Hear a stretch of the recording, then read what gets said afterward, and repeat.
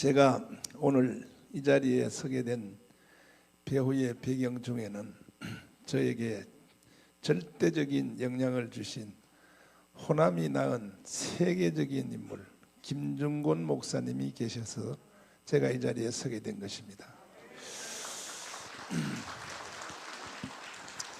저는 사람으로 태어나서 이 사람을 안 만났으면 나는 오늘날의 정강 목사는 없다 하는 세 사람이 있었습니다. 세 사람. 그 첫 번째가 바로 김중곤 목사님이었습니다. 내가 그분을 안 만났으면 이런 애국운동 이렇게 할 힘도 없고 철학도 없고 또 그 어떤 내용도 없었습니다. 두 번째는 이제 구미 출신 박세직 장로님이었습니다.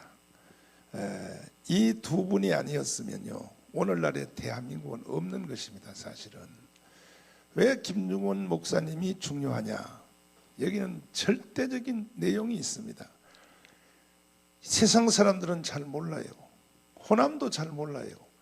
김중곤이 없는 대한민국은 없다니까요. 아예 이미 김중곤 없었으면 대한민국은 이미 적화됐어요. 완전히 공산주의 다 돼버렸어요. 김중곤 때문에 대한민국이 존재한다는 것을 내가 잠시 후에 또 짧게 말씀을 드리고, 또 한 분이 박세직입니다. 박세직, 구미 출신. 그 박세직 장로님 아시죠? 네, 역시 독실한 기독교인이죠. 그 다음에는 그 두 분은 하늘나라 가셨고 아쉽게 좀 더 사셔도 될 뻔했는데 하여튼 뭐 하나님이 데리고 갔습니다. 또 한 분은 아직 살아계신 역시 호남 출신의 위대한 지도자 김승규입니다. 김승규. 여러분 김승규를 잘 봐야 됩니다. 김승규가 어떠한 사람인지 여러분 잘 보시기를 바랍니다. 저는 김승규 장로님을 아까 말씀드린 김중곤 목사님의 소개로 제가 만나게 되었습니다. 그분은 김승규 장로님은 저 남쪽에 광양 출신입니다. 광양, 전라도 광양 출신인데 3대 장로님 아들로 태어났죠. 잘 아시죠? 그 조부가, 할아버지가 선교사들이 광주에 와서 서양 학문을 가르친다고 하니까 그 김승규 장로님 할아버지가 한학에 이 한문 배운 여기에 취미가 있어서 광주에 새로운 학문이 떠올랐다. 그래서 배우러 왔다가 예수를 알게 된 거예요. 예수를 할아버지가. 그래서 광양에서 광주까지 주일날 예배를 드리러 걸어서 다녔대요. 듣는 말에 의하면 아주 독실한 기독교인이 됐는데, 그리고 그것도 김승규 장로님 아버지는 얼마나 대단한지 그 아버지 영향으로 옛날에 연세대학이죠. 연희전문대학, 연희전문을 나왔습니다. 김승규 장로님 아버지가. 그래서 뭐 면장도 하시고 또 뭐 한데 독실한 이 장로님이었었는데 뭐 새벽기도 갔다 오면 그날 새벽기도에 들은 전도사님 설교를 다시 집에 돌아와서 7명의 자식들을 다 깨워가지고 다시 가정예배를 통하여 새벽기도 들은 설교를 집에 와서 2시간 한대. 2시간 아버지가 무릎을 딱 꿇혀놓고, 그러니까 뭐 자녀들이 또 새벽기도 갔다 와서 들은 설교를 가정예배에 와서 그대로 하시는데 가정예배도 정식으로 한대요. 그 애들이 만 7명이니까 다 성가대 세워가지고 그것도 사부로 노래를 찬송가를 그렇게 아버지가 예수님을 좋아했다 그럽니다. 그런데 이제 김승규 장로님에게 왜 우파 사상이 들어갔는가? 왜 이 우파 사상이 딱 어릴 때 자리를 잡았느냐? 여순 반란 사건 때 그때에 김승규 장로님 아버지가 장로님이라고 해서 지역 발갱이들이 죽창을 들고 총을 가지고 김승규 장로님 아버지를 잡으려고 들어오게 됐대요. 그래서 저기 집으로 들어오는 저 앞의 모습을 보고 아버지가 뒷문을 열고 도망을 가서 뒷집에 숨어 있었는데, 그게 딱 들어오더니 하는 말이, 지금 너 아버지 어디 갔나? 그래서 아버지 없어요. 그러니까 아버지 어디 숨었냐고 말하라고 해서, 초등학교 5학년 때래요. 김승희 장로님이 큰 빨갱이들이 막 족치고, 그런 찰나에 아버지 뒷집에 숨어있던 아버지가 눈치를 채고 다시 그 집에서 도망을 와서 저 산으로 도망을 가지고 신발도 안 신고 맨발로 도망을 가서 고개를 넘어서 경상도 저 김해인가 거기까지 도망을 갔대요, 아버지가. 그래서 아슬아슬하게 살았는데, 그 후에 이제 아버지가 저 산으로 도망가는 모습을 빨갱이들이 나중에 발견하고 추격을 하는데, 총을 쏘면서 추격을 하는데 아슬아슬하게 살았대요. 그 다음 날 이제 누나하고 김승희 장로님이 걸어서 아버지 찾으러 간다고 해서 경상도 김해까지 갔더니, 아버지가 집에 누워가지고 발에 박힌 가시, 그 가시를 동네 사람들이 이제 뽑고 있더라는 겁니다. 어릴 때 그 한 사건이 김승희 장로님에게는 돌이킬 수 없는 이 우파 세상이 들어간 거예요. 빨갱이는 안 된다. 이 빨갱이는 이건 절대 이거는 안 되는 놈들이다. 이래가지고 기독교 가정에서 이제 자라나게 됐는데, 아버지가 하도 신앙이 좋아서 다른 애들은 다 여기 광주일고 광주에 무슨 서중 이런데 좋은 데 학교 보내는데, 아버지가 너는 무조건 하나님 학교를 가야 된다고, 예수님 학교를 가야 된다 그래서 순천에 있는 매산 선교사들이 세운 학교, 거기를 이제 중고등학교를 집어넣은 거예요. 고등학교를 됐는데, 대학 갈 때가 됐는데, 자기 친구들은 다 광주일고 가고 말이야, 좋은 학교 가서 서울대 법대도 가고 하는데, 김승희 장로님은 이 아버지를 잘못 만나가지고 예수한테 미쳐가지고 말이야, 아버지가. 그래서 하나님 앞에 기도를 했대요. 하나님, 나는 아버지 때문에 좋은 학교도 못 가고, 그 지방에서는 그래도 좋은 학교죠, 그 매산 학교가. 난 여기 와서 남들이 다 가는 서울대학도 못 가고 나는 하고 이제 기도를 했는데, 기도하는데 이게 꿈속에 말이죠, 서울대학교 시험지가 나타났다는 거예요. 꿈속에. 여러분 이 간증 들으셨어요? 안 들었어요? 그래가지고 혹시나 하고 답을 다 맞춰서 갔더니, 세상에 시험을 보러 갔더니 그대로 났더라는 거예요. 하나님이 보상해 준 거지. 아버지 때문에 예수학교 갔다 신세 조진 줄 알았는데 하나님은 다 보상해 준단 말이에요. 그래가지고 시험을 봤는데, 그래도 하도 서울대 법대라고 하는 것이 너무나 높기 때문에 아무리 하나님도 그렇지, 하나님이라고 해도 그게 합격을 했겠나. 그래서 아예 발표를 보러 안 갔대. 발표를 보러 안 갔더니 또 꿈속에, 너는 합격했는데 왜 합격했는데 보러 가질 않냐고, 꿈속에. 그래가지고 이제 연락을 했대요, 전화로. 내 당선 그 학교 입학 명단이 있냐 그랬더니 세상에 합격했다는 거야. 그래서 이제 학교를 찾아갔더니, 너는 합격을 했는데 면접 시험을 보러 안 와가지고 떨어졌다는 거야. 그러니까 아예 될 생각을 안 하고 면접 시험 보러 안 갔다는 거죠. 그래가지고 아유 저는요 막 몸이 아파서 그래서 못 왔습니다 막 이제 그랬더니, 그래서 교무회의를 열어서 교수들이, 그러면 우리 여기에 문과, 법대는 면접시험이 다 끝났는데 공대 쪽에는 아직 면접시험을 하니까, 그럼 공대에 가서 면접시험을 해서 일로 가져와라. 그래서 아슬아슬하게 서울대 법대를 들어갔다는 거죠. 할렐루야죠. 들어가지고 이제 누구를 만났냐? 목사 딸인 황산성을 만났어요. 황산성 알죠? 세문안교회 사모님, 그 보통 센 여자 아닙니다. 그 여자가 서울대 법대에서 만났는데, 황산성은 목사 딸이고 김승규는 장로 아들이고 해서 법대 안에서 이제 전도단을 구성해가지고 그래서 기도 학생회를 조직해서 막 전도하고 이제 하다가 서울대 법대를 졸업하고 또 하나님의 은혜로 사법고시 시험을 봐야 되는데 사법고시 이번에 떨어지면 나이가 차서 군대를 가야 되는 거예요. 그게 마지막인데 또 이제 기도의 위력을 믿는단 말이에요.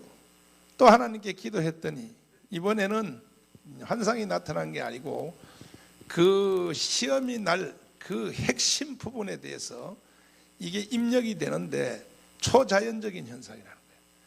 그래서 사법고시를 합격해서 검사가 됐는데 문제는 이게 경상도 정권 18년 아시죠? 몰라요?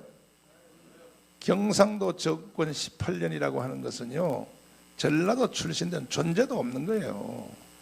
검사가 합격돼도 근무지를 목포에서 3년, 자기 고향 순천에 가서 5년, 절대로 서울중앙지검에 안 부르는 거예요, 전라도 출신은. 그래가지고 이제 열받아가지고 기도했대. 하나님, 내가 전라도 태어난 죄밖에 더 있습니까, 하나님? 응? 나를 서울중앙지검으로 한번 보내주소 하고 이제 문을 딱 잠궈놓고 이제 김성기 장로님 기도빨 세거든요. 목사들은 저리 가라요. 문을 딱 잠궈놓고 이제 하나님하고 승부하는데 하나님이 말씀하시기를 내가 너를 서울중앙지검에 보내주리라. 하나님의 응답이 들었어. 하나님의 응답이 떨어졌어요. 할렐루야. 그런데 중앙지검으로 안 떨어지고 겨우 간 게 어디냐? 인천으로 떨어져. 인천으로. 가까이는 갔죠. 이제 수도권에 가까이. 그 수도권에 가까이 간 것만 해도 전라도 출신은 대단한 거였었대. 그 당시는. 왜 안 시키니까 무조건 전라도는. 그래가지고 인천 이제 지검에 가 있는데 도저히 희망이 없더라는 거야. 이 전라도 출신이라는 제목 하나 때문에 도저히 희망이 없어서 검사 사표 내고 신학교를 가려고. 이제 신학교. 그분은 교단이 통합 측이에요. 그래서 인천 제1교회 검사 현직 검사하면서도 교회 직분 카터 대통령처럼 고등부 교사, 이거는 아주 그냥 영원한 직책이에요, 그분이. 그래서 하고 있는데 목사님, 아무래도 나는 이 분야에 희망이 없습니다. 전라도 출신이라서 뭐 진급도 안 되고, 그래서 난 여기서 그만두고 장로회 신학대학 가서 나 목회 한번 하겠습니다. 지금 황교안 장로님하고 비슷하단 말이야. 그랬더니 목사님이 막 뭐라 그러면서 목사는 쇠 빌었어. 목사 차고 넘쳐. 검사 안에서 거기서 선교를 해야지 무슨 신학교를 가서 목사하냐고 말이야. 막 뭐라 그래가지고 그래서 이제 다시 또 방에 들어가서 문제만 있으면 이분은 방에 들어가니까 방에 들어가서 문을 잠궈놓고 하나님, 목사님이 신학교도 못 가게 하고 또 이 자리에 있으니 희망은 없으니 하나님이 살아계시면 이 분야에서 나를 쓰시려면 중앙지검으로 좀 보내주세요. 기도를 했더니 성령의 음성이 들렸는데 시편 126편 도울 힘이 없는 사람을 의지하지 말라. 여호와 하나님을 도움을 삼는 자는 복이 있도다. 이 말씀이 그분은 말씀으로 응답을 받더라고요. 말씀으로 딱. 그래서 막 방 안에서 혼자 춤을 추고 막 기뻐 뛰며 주를 보겠네. 막 응답 받았다 이거지. 근데 아무리 기다려도 응답은 왔는데 현실은 안 나타나 가지고 이게 마귀한테 내가 잘못 들었나 소리를 다시 한번 해보자. 또 방에 들어가서 먼저 번에 말씀하신 분이 하나님입니까 마귀입니까? 그랬더니 나 여호와는 시건치 아니하느니라.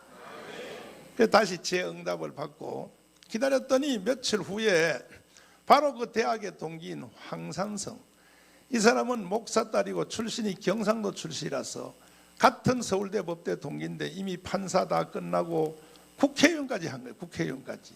이게 경상도 정권의 18년이란 말이야. 이게 대단하단 말이에요.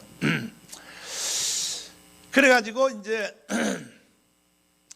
황상성이가 국회의원이 돼서 인천에 볼일을 보러 왔다가 김성주한테 전화가 와서 하나님 역사가 이루어지는 거야. 이제 응답이.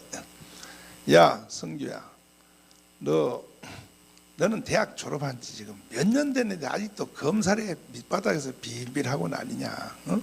점심 먹자 그래서 점심 먹었는데 그 장로님 막 이래. 넌 좋겠다. 경상도에서 태어나서 말이야. 예? 국회의원까지 다 하고 그리고 그냥 농담하고 밥 한 끼 먹었는데 황상성이가 서울로 돌아온 뒤에 국회의원이란 말이에요. 국정감사를 법무부에 갔다가 법무부의 인사처에 들러서 소리를 치기를, 그 여자 세잖아요.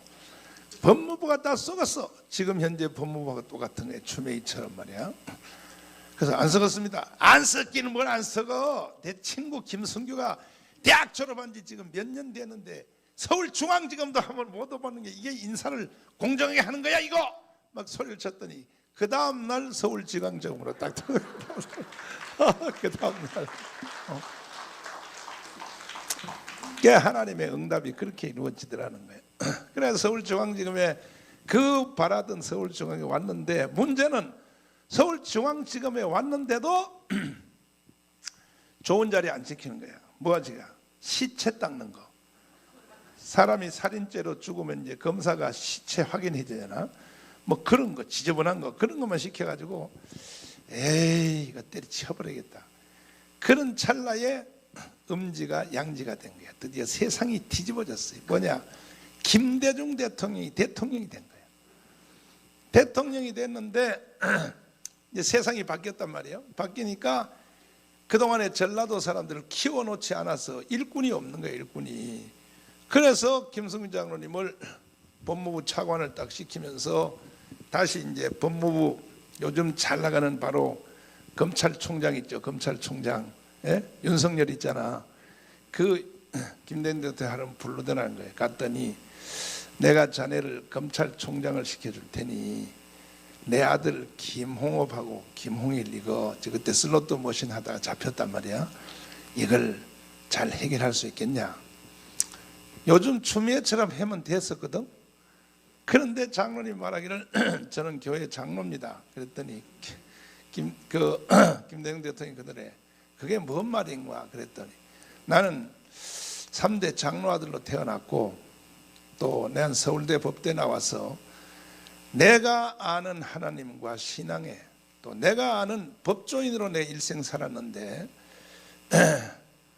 저는요 대통령 아들도 잘못했으면 깜빵 가야 된다고 생각합니다. 그랬더니 그 다음날 부산지검으로 떨어졌어요. 부산지검으로. 김승규 장님이 에이 못해 보겠다. 나는 경상도한테도 당하고 전라도한테도 당하고 그래서 이제 사표 내버리고 이제 변호사 하려고 했는데 조금 지나다가 이제 드디어 노무현 대통령이 됐단 말이에요. 청와대에서 전화가 왔더래요. 뭐라고 하냐면 그 청와대 밥 먹으러 오라고. 노무현 대통령의 인사 스타일이 그렇게 한대요. 꼭 청와대 밥 먹으러 오라 그러면 장관 시킨다는 뜻이야. 그게 갔더니 법무부 장관을 좀 맡아주세요. 그래서 김승희 장로님이 저는 못합니다. 그랬더니 장관 시켜줘도 못하는 사람 처음 만났다고. 아니 장관 시켰는데 왜 못하냐 그랬더니 저는 3대 장로 아들로 태어나서 나는 일생 법조인으로 살았는데 내가 아는 상식상 통일될 때까지는 보안법이 절대로 폐지되면 안 된다고 생각합니다. 그런데 대통령님은 보니까 보안법 없애야 된다고 말하는데 그 장관하고 대통령하고 뜻이 달라서 어떻게 그거 합니까? 저는 안 합니다. 그랬더니 노무현 대통령은 참 그래도 사람이 괜찮은 부분이 있어요. 사람이. 왜냐하면 가만히 듣더니 이러더래요. 그러면 절반씩 양보합시다. 그게 뭐냐니까 보안법은 국회에다 맡겨놓고 국회가 하자는 대로 하고 장관만 좀 잘 맡아달라고. 그때 이제 김성주 장로님 생각에 국회 안에는 한나라당도 있으니까 절대로 보안법은 없어지지 않겠다 하고 수락을 했는데 노무현 대통령이 터키를 방문해서 기자들에게 뭐라고 했냐. 보안법은 칼자루 속에 넣어서 어디로 보내라고? 여러분은 여러분 편이라고 하나도 기억 안 하는구나. 칼자루에 넣어서 박물관으로 보내야 된다. 이렇게 기자회견을 하는 걸 보고 김성주 장로님이 오자마자 사표를 딱 내버린 거예요. 멋진 사람이요. 이게 바로 호남이 낳은 세계적 인물이란 말이에요. 김성규가. 김성규 장로님의 간증을요, 내가 더 잘해요. 내가 더 잘해요. 내가 더 잘해. 김성규 장로님 보고 이 간증하라 그랬더니요, 버벅거리더라고. 왜냐하면 자기 자랑이니까 자기 말을 잘 못하는 거야. 여러분, 오늘 오신 여러분을 은혜 받으신 거예요. 내가 이렇게 풀어서 잘 설명하잖아요. 그래가지고 사표를 이제 딱 냈더니 영원히 이제 노무현하고 원수질 생각하고 그 자기 뭐 인생 전체를 다 정리하고 던지는 거니까. 만약에요, 노무현 대통령이 악한 마음을 딱 품었으면요, 바로 뒷조사 시키죠. 김성규 죽이려고. 어디 건방지게 대통령한테 대들어 이렇게 나오겠죠. 그 노무현이가 괜찮은 점이 있단 말이에요. 근데 한 3달 있는데 다시 또 뭐라고 하냐면은 청와대 좀 밥 먹으러 오라서 갔더니 국정원장을 좀 해달라고 그러더래. 아니, 번쩍번에 안 봤습니까? 난 대통령하고 뜻이 달라서 못합니다. 그랬더니 사람이 없어. 사람이, 특별히 전라도에 사람이 없어. 날 좀 도와주세요. 국정원장 좀 해주세요. 그때 생각에 딱 뭔 생각이 드느냐, 하나님이 국정원에 가서도 무슨 하나님이 저한테 할 일이 있는가 보다 해서 수락을 하고 국정원에 가서 첫 업무 보고를 딱 봤는데, 자, 여러분 들어보세요. 난 김성규 장로님하고 첫 만남에서 이 풀 스토리를 다 들었어요. 여의도의 레싱턴 호텔에서 김중원 목사님이 오라 그래서 나갔더니 소개를 이렇게 해요. 나 그때 김성규 처음 만났어요. 정강훈 목사입니다. 이렇게 해요. 김중원 어르신이. 이 목사님은 일반적 목사가 아닙니다. 김중원은 그때 나를 알아본 거야. 그때. 여러분 지금 날 모르죠, 누군지. 김중원은요, 18년 전에 이미 나를 알아본 거야. 앞으로 대한민국의 운명이 정강훈 목사한테 달렸습니다. 이야, 대단한 거요. 대단한 거야. 나는 그때요, 새파랗고요. 새파랗. 지금은 내가 나이가 95살이지만은 그때는요, 나도 팔팔 끓는 오빠야, 오빠. 그런데 그런 그 어린애 같은 나를 놓고 김중원이가 말하는 게, 대한민국의 운명이 정강훈 목사한테 달렸다는 거야. 영적 통찰력이 대단한 거란 말이에요. 그래서 장로님은 정강훈 목사를 도우세요. 이렇게 하고, 또 저한테는 뭐라 하냐면, 김성규 장로인데 뭐 서울대 법대 나오고 뭐 법무장관하고 뭐 국정원장하고 하면서 딱 소개를 하는 거예요. 소개하면서 목사님은 김성규 장로를 오른팔에 붙잡고 이 나라를 살려내라는 거예요. 김중곤의 명령이에요, 명령. 그리고 집에 갔어요. 소개만 해놓고 집에 갔어. 그리고 김성규 장로님하고 둘이서 첫 만남에서 얼마나 심각한 얘기를 했느냐, 새벽 1시 반까지 했어요. 새벽 1시 반까지 얘기를 했는데, 그 얘기가 바로 이 내용이에요. 국정원에 갔더니 간첩 잡는 부서를 싹 없앴더라는 거야. 간첩 잡는 부서를. 국정원장으로 가보니까 물어봤대. 그 간첩은 누가 잡나 그랬더니, 국정원의 제1 업무가 간첩 잡는 거거든, 사실. 그랬더니 간첩 잡는 그 기능은 경찰로 이관했다. 경찰서로 넘겼다. 그래서 없어졌다. 경찰한테 연락해봤대. 간첩 잡냐 그랬더니, 국정원의 거는 경찰로 넘기고 경찰서에서는 내년에 은퇴할 나이 많은 경찰관들을 그 부서에다 넣어가지고 아무 일도 못하도록. 왜? 1년 동안 괜히 뭔 일하다 사고 치면 퇴직금 못하니까 그냥 1년 놀다가 나가는 그 사람들을 거기다 집어넣어서 실제로 우리나라에 간첩 잡는 것이 10년 동안, 김대중 정권 5년, 노무현 5년, 10년 동안 간첩 잡는 기능이 싹 마비가 됐더라는 거예요. 그래서 새벽기도 가서 김성규 장로님 교회를 할렐루야 교회 다녀요. 분당에 있는 김상복 목사님 그 교회를 다니는데, 새벽기도 가서 이제 하나님께 울면서 기도했다. 하나님, 나를 임명해 준 노무현과의 의리를 생각해야 되는지, 아니면 국가와 민족이 먼저인지 기도했더니 응답이 오기를 임명해 준 인간적 의리보다가 나라와 민족이 먼저니라.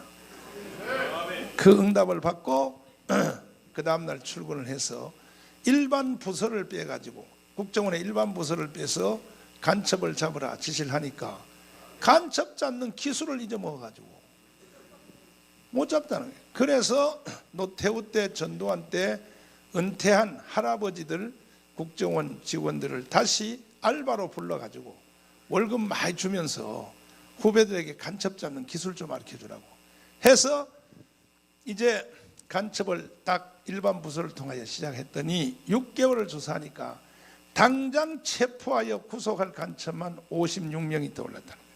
당장. 그래서 그 중에서 제일 심각한 이 간첩 잡는 사람을, 제일 심각한 사람을 먼저 6명을 구속하려고 했더니 청와대에서 연락 오기를, 냄새를 맡고 연락하기를, 또 그 밑에 김만복이라고 있었죠. 나중에 김승희 장로님 이어서 국정원장 한 사람 있죠. 이 사람이 그 밑에서 뭐 차장인가 뭐 했는데 이 사람이 청와대에 일렀어. 예? 원장님이, 김승규 원장님이 간첩을 잡는다고. 요걸 또 청와대 고자질 해가지고, 그래서 불려갔더니 막 누가 이런 일 하라 그랬냐고 말이야. 누가. 그래서 김승규 장로님이 아니 그럼 국정원장이 간첩 잡는 게 본분이지, 당장 옷 벗으라고 이제 당장. 그래서 그렇지 않아도 그만두려고 했습니다.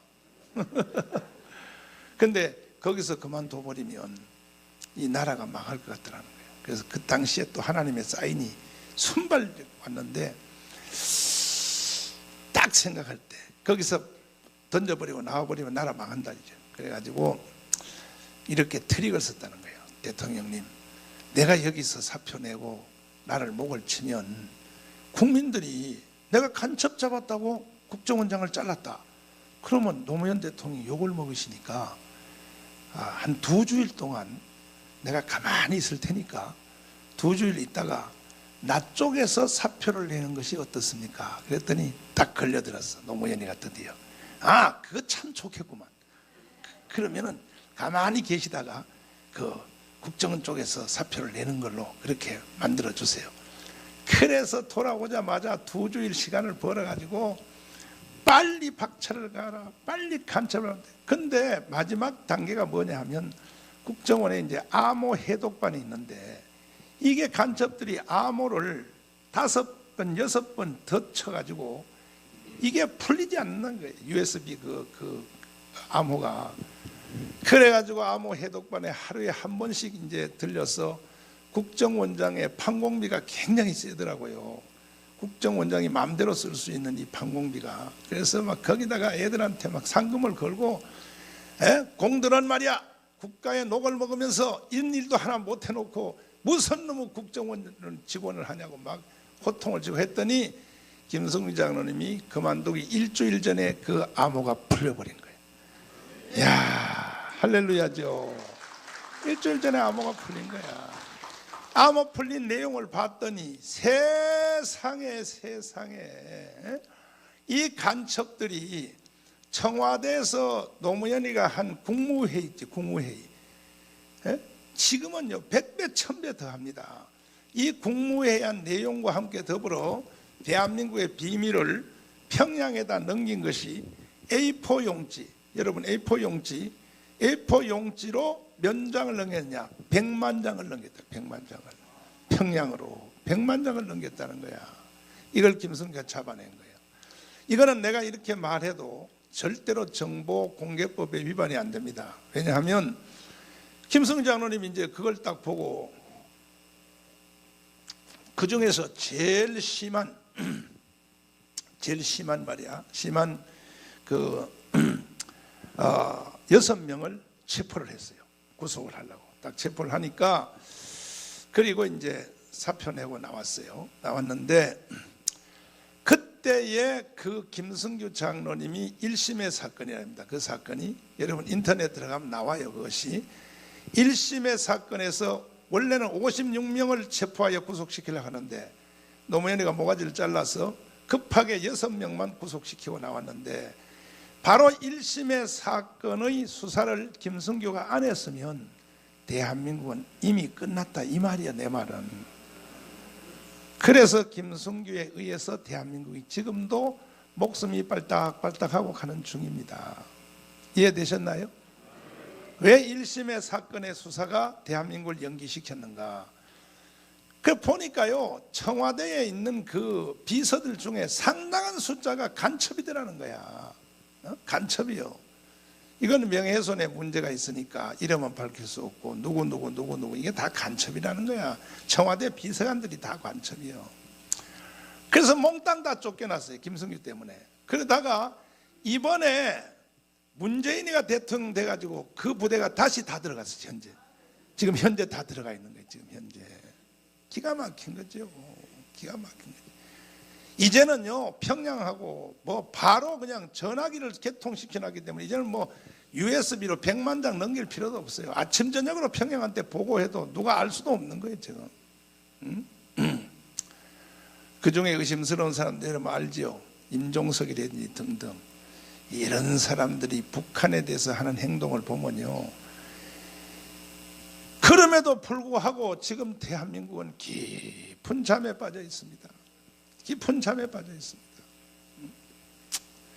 그래서 내가 그때 김성기 장로님한테 처음 만나서, 이것이 벌써 몇 년 전이야, 뭐 17년 전인가 15년 전인가, 처음 만나가지고 김성기 장로님한테 그 얘기를 듣고 하늘이 노랗더라고. 내가 처음에 그 듣는 순간에는 하하, 이거 나라 다 됐구나. 그래가지고 내 이제 비서를 통하여, 야, 나 집에 안 간다, 한강으로 차를 대라, 나 한강에서 죽으려고, 내 이런 더러운 나라에 내 안 살겠다.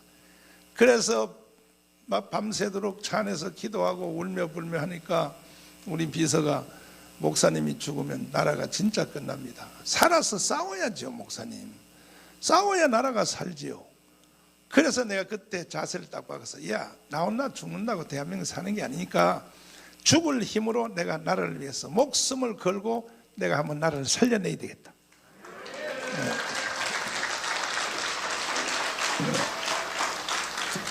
그렇게 결심한 적이 벌써 세월이 20년이 지났습니다. 그 후에 저는요, 목숨을 걸고 처절하게 이 투쟁을 했고 애국 집회를 해왔는데, 내가 그 사진들을 여러분에게 한번 잠깐 보여드릴 테니까, 저는 여러분이 아는 정도로 내가 이 애국운동 한 게 아니라 처절하게 했습니다. 처절하게. 돈은 얼마 썼냐? 135억을 썼어요. 135억을. 그래서 나는 우리 교회도 못 지었어요. 우리 교회 와보시면요, 아주 우리 교회가요, 박물관 같이 생겼어요. 유적지처럼. 그래서 난 처절하게 이제 살았고 오늘까지 내가 투쟁을 해왔는데, 그런데 이제 참 감사한 것은 근래에 와서, 올해 들어와서 드디어 내가 애국운동한 그 열매가 강화문에서 나타나기 시작했어요. 할렐루야.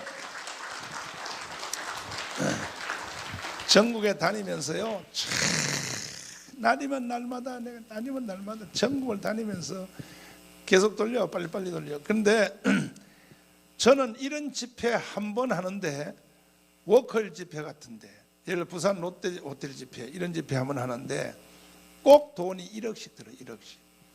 비싸. 왜? 밥 한 끼가 보통 세금까지 합하면 밥 한 끼가 딱 10만 원이에요. 한 사람당 10만 원이에요. 서울은 비싸단 말이에요. 이러한 그 삶을 쭉 사는데, 근데 김중곤 목사님이 저한테 이제 수없는 일을 시켰는데, 그 중에 하나가 뭐냐 하면, 김중곤 목사님이 돌아가시기 전에 2년 전에 저를 불러서 일주일에 한 번씩 저를 호출했어요. 정강훈 목사 일어나셨는가? 꼭 새벽 4시에서 4시 반 사이에 전화가 와요. 나적한 목소리로, 아시죠? 김중곤 목사님 그 아시죠? 음성 스타일이요, 나처럼 이렇게 소리도 안 질러요. 이렇게 일어나셨는가? 이렇게 그러면 나는 이제 자다가 또 전화 받는 걸 또 감추려고 일부러 전화 받기 전에 목소리를 3번 쓰려. 한참 얘기해가지고 예 일어났습니다. 그러면 뭐 하시는가? 아 기도해야죠. 기도는 뭘 기도해야 자다가 일어났는데 그러면 이제 그래 오늘은 어디 다니시는가? 그래서 아이 뭐 코리아나 호텔 갔고 뭐 거기 갔고 그래 돌아옵니다. 그랬더니 시간 내서 저한테 한번 왔다 갈 수 없으신가? 이렇게 또 물어요. 가야죠. 가면은 그때부터 이제 강의를 시작하는 거예요. 이제 섬에 김대중 대통령이 태어난 바로 그 하이도 바로 옆에 있는 지도야. 지도란 섬에서 태어나서 어떻게 만주 봉천 신학을 갖고 어떻게 빨갱이들한테 시달렸고 한 풀 스토리를 쫙 2년을 배웠어요. 제가 2년. 그래서 한반도에 이루어진 이념사, 한반도가 왜 이렇게 됐는가에 대해서 저는 돈으로 계산할 수 없는 강의를 듣게 된 거예요. 김중원으로부터. 할렐루야. 근데 내가 참 가슴 아픈 일은요, 나는 경상도 놈인데 난 김중원한테 배워서 훤하게 아는데 전라도 내 친구 목사님들이요 김중원을 공부를 안 하려고 그래요. 여기 광주만 해도 내가 20년 30년 전에 붕해한 교회가 얼마입니까? 포도원 교회 백주석, 여기도 오늘 오셨는지 모르지만 내 친구 그 순교자 박영문 형님, 박영문 목사님 교회 그거 초창기에 내가 붕해했거든. 옛날에 뭐 나서요 뭐 남택률 뭐 여기 이종기 뭐 다 내가 이 광주에 붕해도 휩쓸었어요. 뭐 여기 참빛교회 먼 교회. 근데 이분들이요 김중곤에 대해서 안 배우려고 그래요. 참 이상해요. 여러분들은 성경 다음으로 김중곤을 공부하기를 바랍니다. 성경 다음으로 김중곤을 공부해야 돼. 아멘. 따라해봐요. 김중곤을 공부하지 아니하면 인간이 아니다. 그 다음에는 김승규를 공부하세요. 김승규. 보통 김승규 대단한 사람 아닙니다.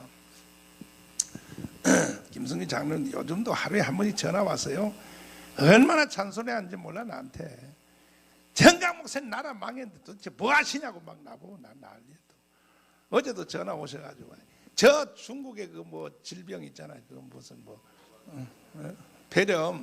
폐렴이 왜 생겼고 그 바이러스 종류가 뭔가 그걸 전화로 30분 또 설명하는 거예요. 나한테. 그런데 그래서 돌아서 제가 여기까지 이제 왔는데 이렇게 이제 애국운동을 제가 20년 동안 30년 동안 이라고 했는데 낙심도 되죠. 때에 따라서는. 아유 내가 괜히 재수 없어서 김종원한테 잘못 걸려 들어가지고 내 인생 망쳤다. 그런 낙심이 왜 안 오겠습니까? 저한테도. 나 혼자 놔뒀으면 나도 여의도 순복음교회 같은 교회를 지었을 텐데 말이야. 김종원 때문에 말이야 돈 다 날려버리고 말이야 애국운동 한다고 말이야. 신세 조졌다 이게. 신세 조졌다. 내가 원래 부흥회 잘하거든요. 내가 부흥회요. 나는 30대 중반에 부흥회를 나는 완전히 제패했어요. 대한민국에 대표되는 교회를 30대 중반에 나는 다 제패했다고요. 그렇게 잘 나갔으면 말이요. 돈도 벌고 말이야. 인기도 있고 말이야. 장경동처럼 말이야. 나 얼마나 좋아 인생이. 근데 김종원한테 잘못 걸려 들어가지고 뭐 반스 목사, 사리마다 목사, 무슨 와이사스 목사, 뭔 목사, 오만 핍박 다 당하고 오만 놈의 욕 바가지 다 먹고. 어제도 내가 여기 오기 전에 또 종로 경찰서 가서 6시간 조사를 받고 왔어요. 어제. 내 지금 몸이 지금 탈진된 상태입니다. 이 빨갱이들이요 정강훈 하나만 죽이면 이제 다 끝났다고 보는 거예요. 이제 정강훈 요 한 놈만 죽이면 완전히 나라를 해체하고 북한으로 갖다 바치는 거에 대해서 이제 끝났다고 보는 거야. 정강훈 저 새끼가 하나 나타나가지고 말이야 맨날 문재인 간첩이라 그러고 뭐 맨날 말이야 평창 동계올림픽에서 뭐 제가 까발리고 돌아다니니 눈에 가시죠. 내가 눈에 가시지. 응? 오늘도 내가 이제 광주에 또 까발리러 왔거든요. 드디어. 여러분 광주여 일어나야 됩니다. 광주여 일어나라. 할렐루야. 광주가 일어나면 끝장이 나게 돼 있어요. 이제 이제 전국에 다 일어났는데 마지막으로 광주만 일어나면 나라 살릴 수 있어요. 할렐루야. 오늘 내가 지금 여기 와서 딱 서보니까 이제는 하나님이 이 나라를 살려줄 것 같아요. 이야, 광주에 이렇게 많이 모인 거 처음 봤다. 이게 목사님들이. 예? 광주가 말이에요. 이제 광주가 완전히 이제 깨어났어요. 내가 보니까. 아이고, 감사합니다. 너무 감사합니다. 존경하는 국민 여러분. 내가 전라남도 광주에 지도자 포럼을 하러 왔습니다. 여기 엄청나게 꽉 찼습니다. 지금 이 자리에. 할렐루야. 존경하는 해외 동포 여러분, 이제 안심하십시오. 광주가 드디어 일어났습니다. 오늘 여기 모인 사람들을 보십시오. 숫자를 보십시오. 이제 이렇게 되면 나라가 분명히 살아날 수 있습니다. 근데 이제 김중곤 목사님이 돌아가시기 전에 저한테 이런 말을 했어요. 내가 그 나라를 살리려고 교회 목회하는 것 외에 바깥 아웃사이드 처치 운동이라고 합니다. 영어로. 이 모든 것은 다 김중곤이가 만들었다는 거야. 첫째, 한기총. 이 한기총을 누가 만들었냐? 한경직 목사님이 만든 걸로 알고 있지만 사실은 배후에 누가 만드냐면 김중곤이가 만든 거예요. 왜냐하면 만주 봉천신학을 다닐 때 이 김중곤 목사님이 봉천신학을 다닐 때 하루는 일본 헌병이 왔단 말이에요. 일본 헌병이 잡으러 온 거야. 그래서 잡혀가지고 대동아 전쟁 끌려가다가 열차에서 태국에 저녁에 천천히 열차가 갈 때 옥수수밭에 뛰어내려가지고 그래서 열차가 왔던 거꾸로 철길을 따라서 걸어서 태국에서 철길을 따라서 걸어가지고 세상 배고픈 걸 그냥 잡고 만주에 요즘 심양이죠. 심양에 왔더니 와서 이제 간증을 했단 말이에요. 하나님이 나를 살렸다 했더니 신고한 놈이 한국 좌파 동료인 줄 모르고 거기다 대놓고 간증을 하니까 이 새끼들이 그 다음날 일본 헌병한테 다시 또 신고를 해요. 두 번째 또 잡혀갔어요. 잡혀가지고 이번에 콰이강의 다리 유명한 영화 버마 미얀마 거기서 열차에서 뛰어내려가지고 두 번째 다시 생명을 살아서 걸어서 다시 중국에 와서 이제는 학교도 못 돌아가. 가면 이제 한국 학생들이 신고하니까 완전히 좌파 학생들이. 그 좌경신학이 이미 그때 들어왔다는 거예요. 만주 봉천신학에. 이래가지고 숨어 있다가 이제 해방이 돼서 한국에 왔더니 그때 이 빨갱이 노릇을 한 이 자식들이 목사 안수를 받아가지고 와가지고 뭘 만들었냐? NCC를 만든 거예요. NCC. 여러분 NCC를 잘 봐야 됩니다. NCC. 이게 바로 한국 교회의 전체의 최고의 탑 기관인 NCC. NCC 알죠? WCC에 가입되어 있는 바로 NCC. 여기에 NCC를 만들어서 한국교회 전체를 대표하는 기구를 만들었는데 김중곤 목사님이 그 NCC를 깨려고 엑스플로를 했어요. 엑스플로. 혼자서 싸우느라고. 엑스플로 김중곤 대 좌파 목사들 문익한 뭐 문동환 뭐 다 그 사람들 뭐 다 뭐 김재준 또 무슨 뭐 강원영 뭐 다 치열하게 싸움이 붙었는데 여의도에서 요즘 내가 강화문에서 싸움 붙은 것 같아요. 근데 김중곤이가 이겼어요. 엑스플로를 성공시킴으로 김중곤이가 이겼단 말이에요. 완전히 김중곤이가 완전히 이겼어요. 이겼는데 그래서 이제 NCC를 누르고 가는데 1988년도에 NCC가 드디어 뭔 성명서를 발표하느냐 이런 성명서를 발표해요. 한국 교회는 절대로 북한에 대하여 반공을 가르치면 안 된다. 공산주의 나쁘다는 것을 한국 교회는 가르치면 안 된다 이거예요. 이거 공식 성명서에 나와 있어요. 그리고 주한미군은 철수하라. 이게 NCC가 발표한 1988년도에 공식 성명서예요. 이걸 보자마자 김중곤 목사님이 열받아가지고 뭐라고? 주한미군을 철수해? 이게 한국교회 전체 입장이냐? 니들이 말이야 이 자식들이 말이야 해가지고는 김중곤 목사님이 열받아가지고 황정지 목사님을 찾아가서 목사님 나라 망했습니다. 큰일 났습니다. NCC 저놈들을 이대로 뒀다가는 큰일 나니까 빨리 우리가 새로운 기구를 만들어서 해서 1년 후에 1989년도에 지금 제가 현재 있는 한기총을 만든 거예요. 한기총을 이렇게 만들어졌네요. 한기총. 그러니까 당연히 한기총 정관은 어떻게 되어 있느냐, 내가 작년에 대표회장이 돼서 정관을 쫙 공부를 해보니까 이렇게 되어 있어요. 나라와 교회를 공산주의로부터 지킨다. 이게 한기총의 정관이에요. 한기총. 할렐루야.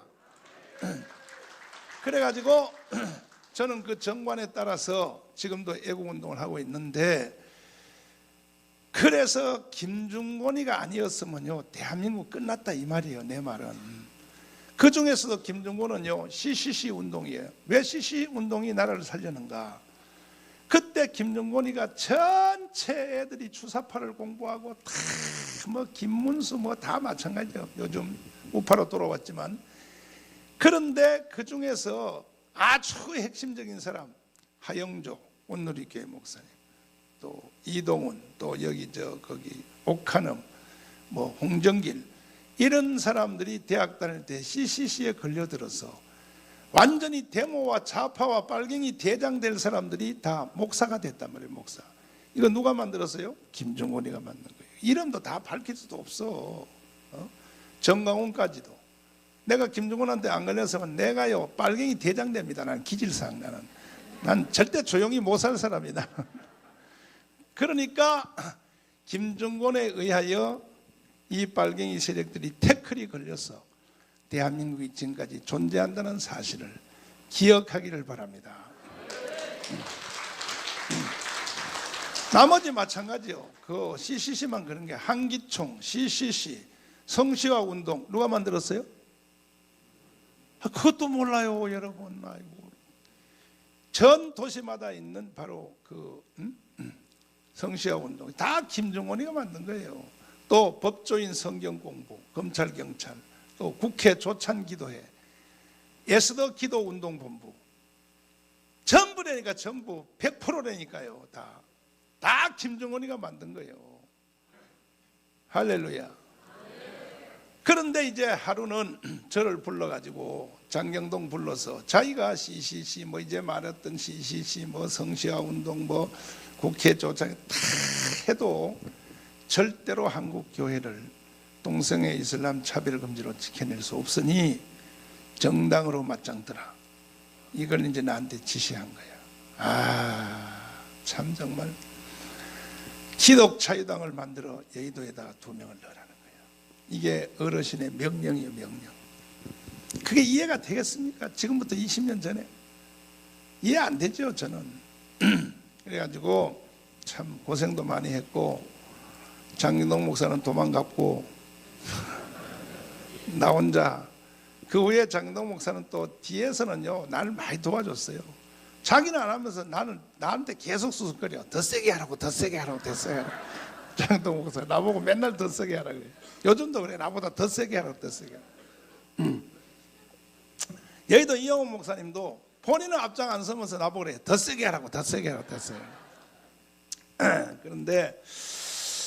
그런데 이게 기독자유당을 그날 이제 엠버서더 호텔에서 내가 김중곤 목사님한테 지시를 받았는데, 그 뭐 이해 안 되죠. 나도 그 당시에 내가 바로 어르신한테 조금 내가 결례를 무릅쓰고 말씀을 따졌어요.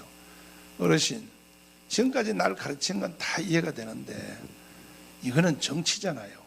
이런 나쁜 짓을 시키면 되겠습니까? 그랬더니 어르신이 화가 나가지고, 김중곤 목사님은요 절대로 화 안 내는 사람이에요. 말도 조용한데, 젊은 목사들이 공부도 안 하고 이게 왜 나쁜 짓이야? 막 하도 소리쳐서 그 다음부터 말도 못하고 밥만 주워 먹고 주차장에 나왔는데 장경동한테 그래서 너 어떻게 하려니까 자기는 안 한다 그래. 어르신들이 좀 치매가 온 것 같다. 어르신들. 그래서 장경동 목사가 나는 우리 교회 가가지고 장로님들 16명을 모아놓고 회의를 했죠. 한국의 최고의 어르신인 김중곤이가 기독자유당을 만들어서 여의도에 넣으라 하는데 어떻게 하면 좋나요? 물었더니 장로님들이 내 눈을 가만히 쳐다보더니 지금 여러분들이 현재 여러분 교회에서 겪는 그것을 나는 20년 전에 겪은 거예요. 여러분들 다 지금 이제 교회 안에서 이제 심각한 문제가 일어났어요. 가만히 보더니 이래요. 우리 교회는 내가 개척했으니까 대들지는 못하는 거예요. 장로들이. 목사님 기도하시다가 응답한 대로 하세요. 말은 곧다이로 해놓고 눈은 보니까 영 아닌 거야 이것들이. 그래서 아이 가 집에 가 아이 대화할 거다. 다 집에 가라고. 보내고 난 뒤에 이틀 후인가 내가 그 권사님들한테 전화했어. 장로님들 같은 이불 속에 같이 들어가는 그 고년들한테 전화를 해가지고 내가 어제 장로님들이 날 만나고 와서 집에 가서 뭐라 그래 그랬더니 우리 목사님이 돌았다 그랬더니 우리 목사님. 이게 되겠습니까 이게. 그래가지고 새벽 4시 40분까지요 꼬박 내가 잠도 못 자고 잠도 안 와. 눈만 말똥말똥. 왜? 거역할래니 어르신들 말에 내가 거역자가 되고 할래니 내 인생 조지고 교회고 뭐고 다 깨지겠더라고. 거기서 내가 새벽 4시 40분에 위대한 결단을 내렸습니다. 내 이 결단 하나가 내 인생에 가장 심각한 결단이었었는데 여러분들은요 이 자리에 계신 여러분 다 합쳐도요 정강훈 목사 절대로 못 따라옵니다. 왜 못 따라오는지 아세요? 다른 모든 것은 여러분이 다 날보다 위대해도 내가 그날 밤에 내린 이런 결단은 여러분 죽었다 깨도 못해. 자 보세요. 할래니 인생 망하고 교회 다 깨지고 내 인생 자체가 다 없어지는 것 같고 또 안 할래니 어르신들이 조용기 김정원한테 내가 거역하는 사람이 되었고 그래서 내가 새벽 4시 40분까지 고민하다가 어떤 결단을 내렸냐 이런 결단을 내리냐. 이것이 내가 여러분보다가 더 나은 딱 한 가지 이유야. 다른 건 여러분이 다 나보다 더 위대해. 존경하는 30만 목회자 여러분 지금 너라TV 유튜브를 통해서 전국에 다 시청하고 계시는데 여러분들이 잘 들어보세요. 이 부분을 잘 들어보세요. 정강훈 목사에 대하여 내가 그때 어떤 결단을 내렸냐 이런 결단을 내린 거야. 좋다. 나 기독자유당 이해 안 된다. 그러나 나의 아버님빨 되시는 조영기 김중권이 연세가 형님이 아니요 나하고는 아버님빨이요. 아버님빨 되시는 어르신들이 나한테 기독자유당을 해서 여의도에 넣으라 할 때는 설마 나를 죽이고 해코지 하려고 하겠나. 아들 같은 나한테 나쁜 짓을 시키겠나 이 생각을 내가 하게 된 거예요. 좋다. 나 이해 안 되지만 그 어르신들이 나한테 시킨 것이 지금 이해 안 돼도 설마 나쁜 짓을 시켰나 이렇게 생각하고 좋다. 나 교회 다 깨지고 다 날라고 인생 내 다 망해도 나는 하늘나라에 어르신들의 말을 순종하고 왔다는 요거 하나만 가지고 천국을 가리라. 이 결단입니다. 이 결단. 다시 내가 여러분들한테 쫑꼬를 하나 주려고. 쫑꼬. 여러분은요 죽었다 깨도 나 같은 결단 못해요. 여러분들은 자기한테 이해 안 되는 건 여러분 안 하는 거야. 나는 그 선을 넘었다 이게 그때. 그래서 2시간 잠을 자고 총신대 교수한테 딱 가서 신대원장 신창섭 교수, 총신대 신대원장이죠. 드디어 내가 물어봤어. 교회는 정치하면 안 돼요. 그랬더니 누가 그따위 소리 해? 그래서 목사님의 제자들이 다 그 소리 합니다. 합동청 목사들이 제일 그럽니다. 그랬더니 그 새끼들이 신학을 어디서 배웠어? 원래 칼빈주의는 정치를 하게 되는 거야. 안 하는 것이 죄야. 안 하는 것이. 존 칼빈이 제네바 시장을 했잖아. 아브람 카이퍼가 화란의 총리를 18년 했잖아. 그리고 막 미국의 민주당 공화당 얘기해주고 민주당 공화당 미국의 그 당을 교회에서 만들어준 거야. 교회에서 성가대석에 앉은 사람이 상원의원, 병신독에 앉은 하원의원. 지금도 미국의 양당은 목사들을 가지고 있어. 민주당도 담임 목사, 공화당도 담임 목사가 있어서 전당대회 할 때는 항상 기도부터 하고 전당대회를 한다 이거야. 누가 교회를 정치하면 안 된다 그래서. 그러면 교수님 다음 주에 우리 교회 와서 헌신 예배를 오셔서 설교 좀 해달라는 게 좋대. 온다. 그랬더니 칠판을 가지고 막 칼빈주의와 정치에 대해서 막 가르치면서 우리 장로님들한테 그래요. 여러분 목사님이 하는 일이 맞으니까 절대로 막지 마세요. 아멘해, 아멘해, 막 그렇게. 난 그때 처음 알았어요. 칼빈주의와 정치에 대해서 저도 몰랐어. 그래가지고 하도 강의를 잘해서 100만 원 사례비 주려고 준비해놨다가 하도 잘해가지고요, 원타임 설교한데 300만 원 줬어. 300만 원. 그래가지고 교수님, 내일 종로 5가 가서 내가 기독교 기자들 100명 다 모아놓을 테니까 요 설교 그대로 해준대. 그게 모시고 갔더니 73명이 왔더라고, 기독교 기자가. 거기서 이제 신창섭이가 칼빈주의와 정치에 대해서 설명하는데 기가 막히게 하고 또 기자들하고 토론도 하고 막 질문도 받고 했는데, 그때의 한국교회 기자들이 처음 공부를 하게 된 거야. 정치와 교회가 무슨 관계인가. 이래가지고 이제 다 준비해서 내가 이제 첫 선거를 이제 딱 했는데, 우리나라 기독교인들 표가 몇 표인지 압니까? 967만 표예요, 기독교인들이. 그런데 안 찍는 거예요. 첫 해 했더니 26만 표밖에 안 찍었어. 그래 다시 또 4년 후에 또 준비해, 또 한 번 해보고 안 한다 그랬어. 김종국 목사한테 반납해서 나는 안 합니다 그랬더니 막 뭐라 그래. 또 한 번 해보고 안 된다고 안 하는 게 어디 있냐고 막 뭐라 그래. 돈도 안 주면서 시켜먹어. 돈도 안 주면서. 미치겠어. 그래도 김종국 목사님 수고했죠. 그때도요, 내 손을 잡고 전국을 다 다녔어요. 광주, 대구, 부산 뭐 다 다니면서 그 어르신이 자기가 돈을 써가면서 아침에 뷔페값 어르신이 내면서. 그런데 했더니 32만 표.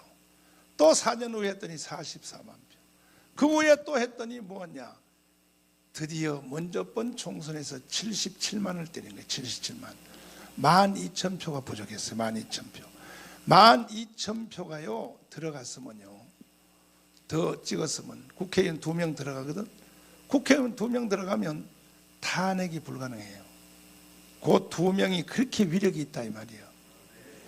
그래서 또 4년이 지나서 이번 4월 15일 날 다시 총선이 돌아왔는데, 지금은 기독자유당의 표가 얼마나 늘어났는가 하고 고영일 대표님한테 내가 물어봤더니, 고영일 변호사님 오셨나요? 안 오셨나? 저녁에 온다고 물어봤더니 지금은 벌써 77만 했거든. 12,000표만 더 있으면 되는데 지금은 제가 애국운동한 것이 그런 영향이 커서 300만 표가 넘어갔다는 거지. 이미 벌써 300만 표. 근데 20년 동안 선거한 자료가 나한테 다 있거든요. 전체 어느 도시가 몇 표 찍었고 어느 도시 선거 투표소별로 그 통계가 다 있어요. 이건 저만 있는 게 아니라 서울중앙 선거관리위원회 사이트에 들어가면 다 나와 있어요. 그 여러분 광주에 무슨 광주, 을구, 동구 거기에서 기독자유당을 몇 표 찍은지 다 나와 있어요. 보면은 전라남도는요 항상 전국에서 1등 아니면 2등이에요. 전라남도는 기독자유당 찍는 게. 요놈의 광주 있죠, 광주.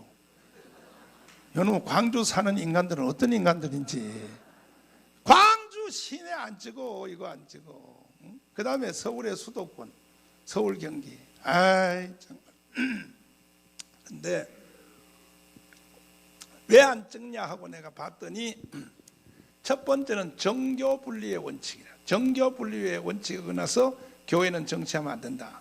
내가 이 부분만 오늘 마치고 여러분 배고프니까 빨리 식사해야 되는데,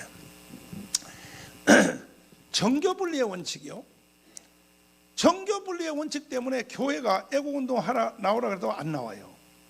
선거하라 그래도 또 안 해요. 기독자유당 찍으려도 또 안 찍어요. 성도들이 말을 안 들어요. 정교 분리의 원칙. 그 설교하다가 애국 설교를 조금 넣으면요, 성도들 중에요 뒤에서 일어나서 나가버려요. 왜 이런 일이 일어나는가? 정교 분리의 원칙은 완전히 한국 교회를 사기친 거예요. 원래 정교 분리의 원칙은 미국의 3대 대통령 토마스 제퍼슨이 만든 겁니다. 이것은 어제도 내가 종로 경찰서 가서 조사받는데 왜 목사님이 기독자유당에 대해서 선거운동하러 다니냐고 나한테 막 따져. 내가 언제 선거운동했어? 사실을 사실대로 가르치는 것은 한기총 대표회장의 사명이야, 사명. 다 가르쳐 놓고 그 다음에 성도들이 자기의 의견에 따라 투표를 해야지. 거짓말을 덮어놓는 상태에서 선거하면 뭐 하겠어요? 그 중에 제일 큰 거짓말이 정교 분리의 원칙이에요. 이거는 오히려 중앙선관위가 나 대신 설명을 해야 될 내용이란 말이에요. 맞죠? 그런데 뭐 또 나를 뭐 또 구속한다는데 하려면 해. 첫날 하려면 해라. 필요 없어. 나는 어차피 버린 몸이요. 어차피 나는 죽도록 싸우다가 쓰러진 후에 천국의 영광집이 내 것이란다. 할렐루야. 그런데 정교 분리의 원칙은 미국의 1대 대통령이 조지 워싱턴이죠. 2대가 누굽니까? 아담스. 3대가 토마스 제퍼슨인데, 그들은 신앙 좋기가 일반 대통령이 목사들보다 더 좋았어요. 신앙이. 그들이 생각하기를 우리가 신앙이 좋은 사람이 절대 권력을 가지고 있으면 이것으로 교회를 도와줄 수 있으나, 아니 우리 말고 신앙이 나쁜 놈이 대통령이 되면 케네디 같은 놈이 될 줄 이미 아는 거예요. 벌써. 그러면 교회가 없어질지도 모른다. 그래서 교회를 권력과 정부로부터 보호하기 위해서 만든 법이 정교 분리의 원칙인데, 세 가지예요. 세 가지. 정치하지 말라는 것이 아니에요. 정반대예요. 정반대. 첫째, 세상 정부는 교회를 탄압하는 법을 만들 수 없다. 이게 정교 분리의 원칙의 1호예요. 1호. 이해되셨어요?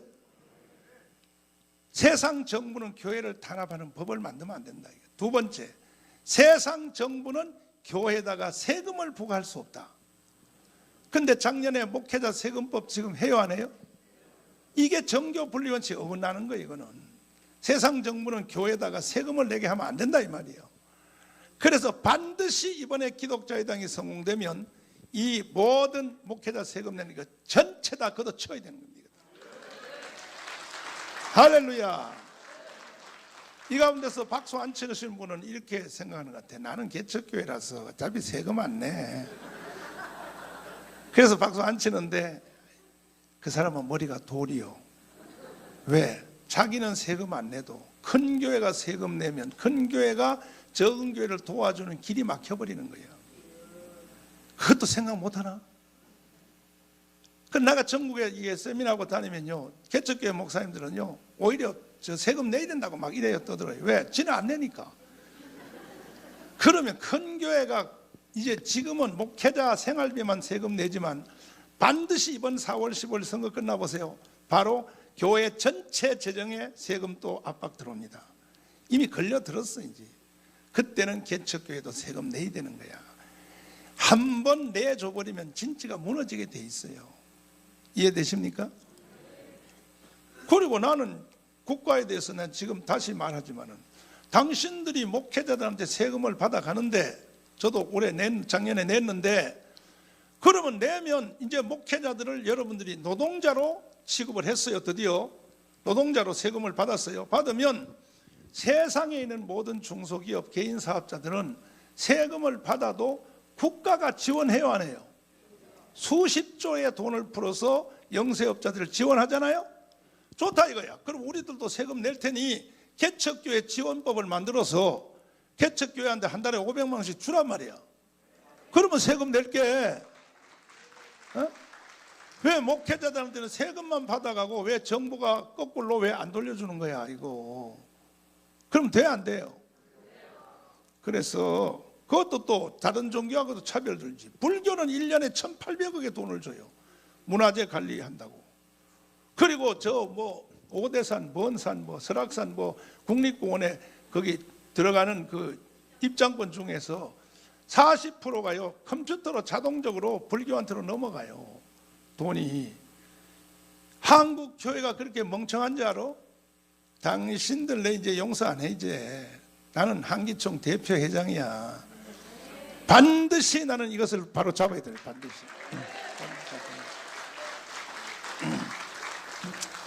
반드시 바로 잡아야 돼. 그런데도요 어떤 그 큰 교회 목사들이 멍청해가지고 말이야, 경기도에 있는 그 무슨 소무슨 목사님 말이에요. 세금을 내야 된다고. 뭘 내기는 네 혼자만 내려면 정신 나간 소리하고 앉았어. 정교 분리 원칙 어긋나는 거. 이건 토마스 제퍼슨법에. 세 번째, 세상 정부는 성직자를 임명하면 안 된다. 이거는 영국의 성공회를 보고 만든 법이야. 지금도 영국은 엘리자베스 여왕이요 목회자를 임명해요. 왜? 국가교회니까. 영국의 성공회. 이 세 가지를 하면 안 된다고 하는 것이 정교 분리의 원칙이지, 교회가 정치하지 말라는 법이 아니고 반대요. 이해되시면 아멘. 이 부분에 대해서 그래도 이해가 안 되시면 인천에 있는 정동수 목사님 사랑침례교회, 그분이 설교한 7주간 설교를 한번 들어보세요. 웨인 그레뎀이라고 하는 미국의 보수주의 신학, 극보수야. 트리니티 대학의 석자 교수입니다. 대단한 사람이에요. 미국을 대표하는. 그분이 쓴 책이 교회와 정치란 책이 670페이지 책이 있어요. 이만큼 두꺼운 것이. 이 책을 넘겨가면서 정동수 목사님이 해설한, 주일날 대예배 때 해설한 설교가 있어요. 그러니까 보수주의 신학, 극보수주의 신학의 입장에 봐도 그 중에서 몇 가지 핵심적인 사항이 있는데, 뭐 교회가 정치하면 되냐 안 되냐 이건 뭐 기본이고, 정치를 안 하는 것이 죄란 말이에요. 정치를 안 하는 것이. 여러분이 모든 성도들에게 진리를 가르치기를 바랍니다. 원래 하나님이 세상을 창조하시고 아담과 하와를 만드실 때 창세기 1장 24, 26절에 보면 생육하고 번성하여 땅에 충만하라, 땅을 정복하고 지배하고 다스리라. 이게 바로 정치명령입니다. 정치명령. 믿습니까? 하나님은 창조하시고 우주를 통치하실 때 하나님의 통치의 영역에 어긋나는 것은 하나도 없어요. 하나님은 모든 사물을 통치하신단 말이에요. 세 가지를 통하여. 하나는 국가, 가정, 교회를 통하여 세운 3대 교회를 통하여. 그래서 교회가 정치 안 하는 것이 죄라는 사실을 알아야 됩니다. 이제는 내가 16년 동안 하도 떠들어가지고 중앙에 있는 언론들은 다 알아요. KBS까지 다 알아요. 이제 정교 분리 원칙 나한테 덤졌다가 내가 계속 설명을 하니까 무식이 이제 다 벗어났어요. 얼마 전에 트럼프가 여러분 다시 대통령 재선하려고 전당대회 하는 거 보셨죠? 전당대회 처음 목사님 기도부터 시작하고, 그리고 트럼프 나와서 연설하는데 난 영어를 잘 못해서 다 못 알아듣. 중간에 단어 귀에 걸리는 것만 몇 가지 들어보니까 뭐 말을 못해. 트럼프가 뭔 연설하면 밑에서 반응이 다 뭐라고 반응해요? 에이멘 할렐루야. 전부 다 아멘 할렐루야 이러니까 저게 전당대회인지 부흥회하는 건지 이게 바로 교회와 정치와의 관계다 이 말이에요. 할렐루야. 반드시 승리해야 됩니다. 반드시.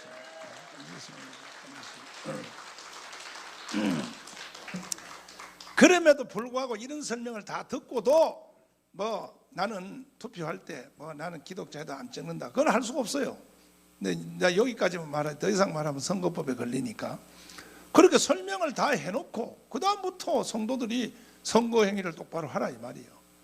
하나님께 기도 응답 받아서 하라 이 말이에요. 주님이 하라는 대로 하라 이 말이에요. 할렐루야죠. 그런데 무식한 목사들이 말이야, 어디라고 말이야, 쓴물을 입에서 퍽퍽 쏘아내면서 정강훈 정치 목사야, 뭔 목사야, 어디 그런 무식한 소리를 하고 앉아서 무지하게. 그런 소리 제일 많이 하는 이 도시가 바로 어딘지 알아요? 광주요, 광주. 근데 오늘 와보니까 드디어 광주가 잠에서 깨어났어요 이제. 이야, 사실 내가 이 광주에 와서 할 말이 너무 많은데, 이게 이제 특별은총 쪽으로 김중곤과 한국교회 정치 여기 대해서 내가 간증을 했는데, 사실은 또 한 부분으로부터 이제 안겔스와 또 저 왜 공산주의가 생기는가 이쪽 부분을 또 강의하려면 오늘 아침밥을 못 먹습니다. 다음에 내가 또 하고, 다른 도시에 가서 할 때 유튜브를 통해서 공부를 잘 하셔서 어쨌든 나라는 살려야 될 거 아닙니까? 예? 지금 내가 저녁에 또 애국대 할 때도 자세히 설명했지만요, 반드시 이대로 가면 대한민국 없어집니다. 지금 문재인은 끝장냈습니다. 이미 문재인은 간첩이에요. 간첩을 지원하는 사람이 아니라 당사자 자신이 간첩이 되니까요. 문재인이 간첩이라는 사실을 왜 모르냐고요. 왜 모르냐 말이에요. 호남이여 일어나라. 전라도여 일어나라. 간첩을 쳐내야 됩니다. 간첩을 쳐내야 됩니다. 그리고 호남이 나올 수 있는 출구를 내가 오늘 밤에 제시를 해드릴 테니까 절대 여러분이 기죽으면 안 돼. 여러분들이 이제 대한민국을 위해서 앞으로 나올 예수한국 복음통을 위해서 나올 수 있는 문이 있어야 돼. 이 문은 김성수와 송진우를 잡고 나와야 돼요. 김대중을 잡고 나오면 안 돼. 전라도 교회가 김대중 잡고 나오면 다른 지역 사람들이 안 받아들여 버려요. 여러분을 보고 뭐라 그러냐, 빨갱이라 그래 버려요. 여러분을 보고. 그러면 안 돼. 김대중과 비교할 수 없는 호남의 지도자가 고려대학교 설립자 김성수예요. 내가 오늘 밤에 여기 대해서 설명할 테니까 여러분 자존심을 가지시고 어깨를 딱 펴고, 아멘. 핵심적 말씀 하나만 드리면, 이 대한민국을 건국할 때, 이승만 대통령이 건국할 때에 호남의 지도자 김성수, 송진우가 이승만을 바쳐가지고 생긴 나라가 대한민국이에요. 그 대한민국을 누가 건국했냐? 전라도가 건국한 거예요. 전라도가. 아따야, 이제 좋아서 막 입이 찢어진다 이봐요. 사실을 사실대로 알면 여러분은 절대 기죽으면 안 돼.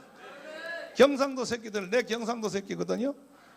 경상도 새끼들, 야 떨지 마 이 자식들아. 대한민국은 전라도가 세운 나라야 이 자식들아. 뭐 떠들어. 그 당시는 빨갱이들은 다 경상도에 있었어. 경상도.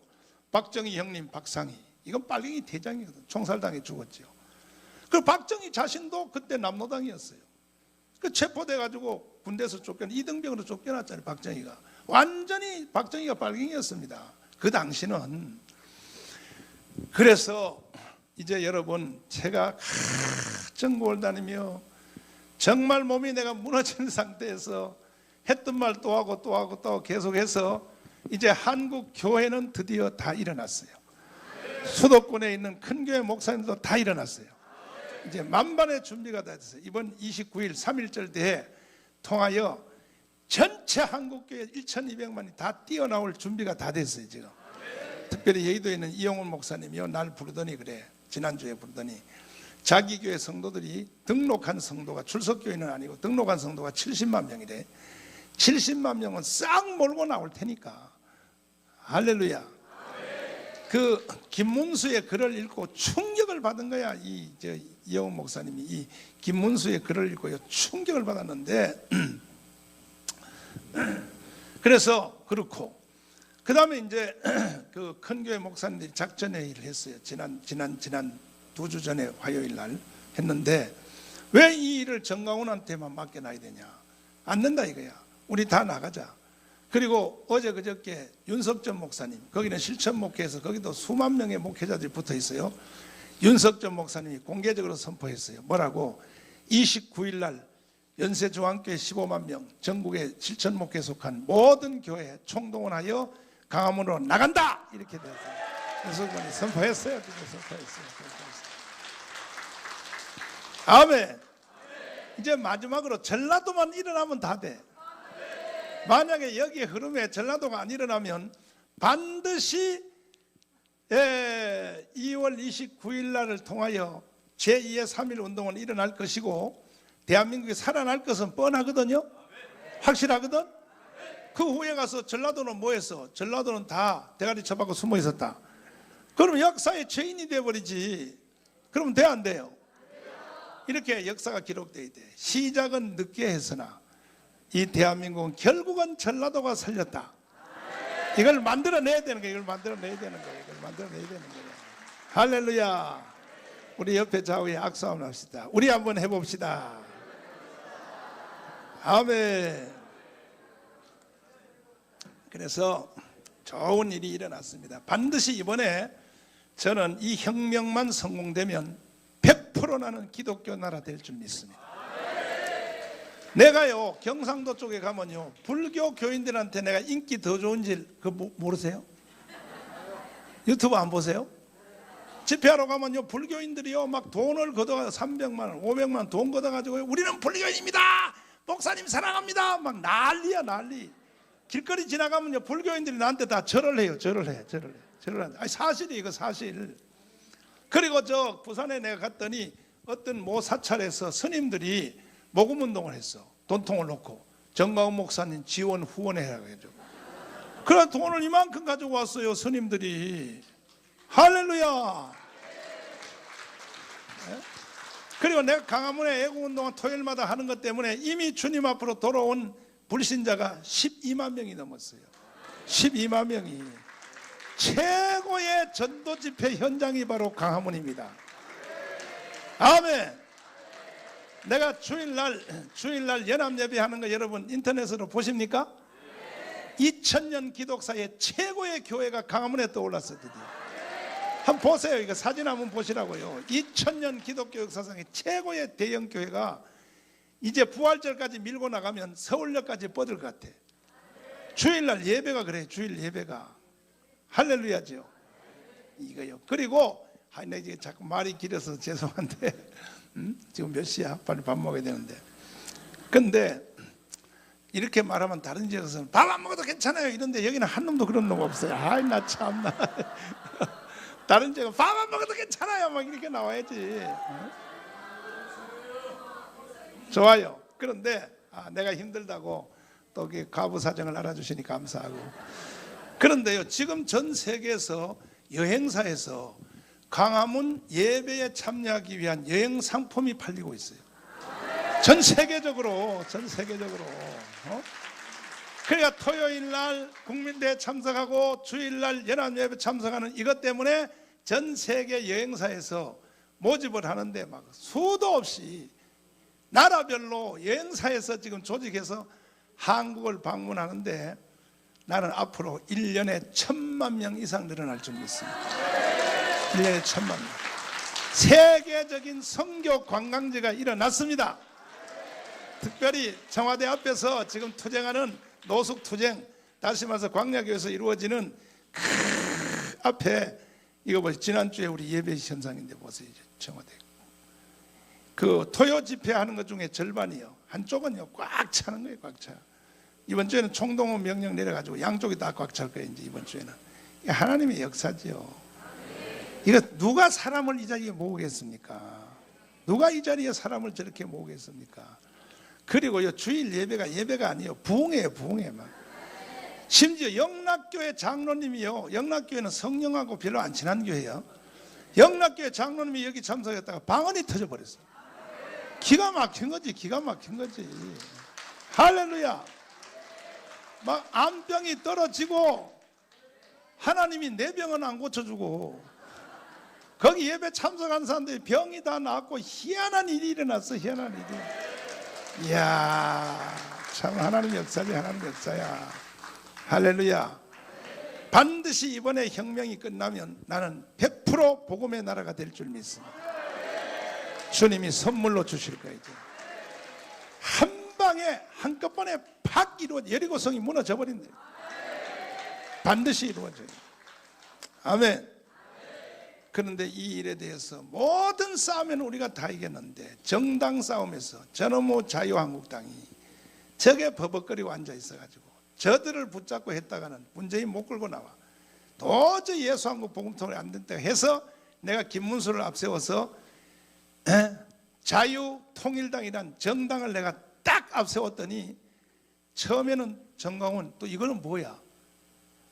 막 댓글 보내. 정광훈 잘 나가다 신세 줬다 망했다 뭐 이게 또 너 정치 안 한다 그러면서 내가 언제 정치해? 지금도 정치 안 해요. 난 정치는 안 해요. 그러나 정치가들을 바로 세우는 일은 난 해야 돼. 바로 세우는 일은 계속 해야 돼. 했더니 어제 그저께 공병우 TV에서 간접적 여론조사를 했는데 자유한국당하고 여기 새로 생긴 그 자유통일당하고 이게 여론조사 나오는데 76대 24로 우리가 이긴 거야. 야, 국민들이 난 이 상태로 가면요 또 저 자유한국당 계속 악수를 떠요. 어제 또 당을 해체하고 새로운 당 만든다고 통합신당이라고 이름 같지도 않은 거지 같은 이름 또 만들. 저러니까 자멸이에요. 자멸. 저거 망한다니까 저거 결과적으로. 난 한 달 지나면요 자유한국당 저 해체될 것 같아.